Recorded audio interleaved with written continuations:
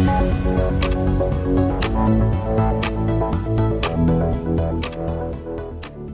तरफ भारत की विपक्षी पार्टियां नरेंद्र मोदी को हटाने के एक सूत्री कार्यक्रम पे कार्य कर रही हैं, मेल मिलाप की कोशिश कर रही हैं, बैठकों का निरंतर दौर जारी है। दूसरी तरफ नरेंद्र मोदी देश ही नहीं बल्कि विदेश में सबसे अधिक लोकप्रिय नेता के रूप में अपनी स्थिति को कायम रखे हुए हैं। अमेरिका और मिस्र में भी यही तथ्य दिखाई दिया। इन दोनों देशों में उनका विश्व नेता के रूप में संबोधन भी हुआ और वहाँ पे विश्व नेता के रूप में उनका स्वागत और अभिनंदन हुआ और नरेंद्र मोदी के कार्यों की दोनों ही देशों के राष्ट्रपतियों ने बहुत प्रशंसा की। अमेरिका के राष्ट्रपति और प्रतिनिधि सदन के अध्यक्ष दोनों ने नरेंद्र मोदी को वर्ल्ड लीडर घोषित करके और उनके कार्यों की सराहना की और मिस्र ने उनको अपने जो सर्वोच्च सम्मान है ऑर्डर ऑफ द नाइल इसके से सम्मानित किया। ये यहाँ गौरतलब है और दिलचस्प बात ये है कि देश में इस समय 9 साल बेमिसाल अभियान भारतीय जनता पार्टी के द्वारा चलाया जा रहा है। इसके अंतर्गत महाजन संपर्क कार्यक्रम चल रहे हैं।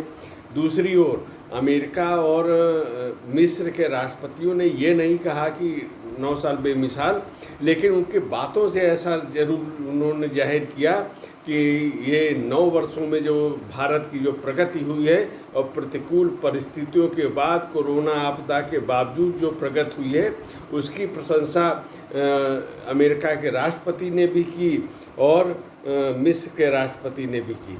मिस्र के राष्ट्रपति के कुछ बयान तो बहुत गौर करने वाले हैं। उन्होंने कहा कि भारत जैसा जो विशाल देश है उसमें नरेंद्र मोदी का नेतृत्व बहुत सफलता के साथ और सार्थक रूप से कार्य कर रहा है। विकास का अद्भुत कार्य वहाँ पे हुए हैं। ये मिस्र के राष्ट्रपति कह रहे हैं। उन्होंने अपनी इस वर्ष जनवरी की भारत यात्रा का उल्लेख किया और ये बताया कि किस प्रकार भारत का विकास हो रहा है, ये उन्होंने देखा।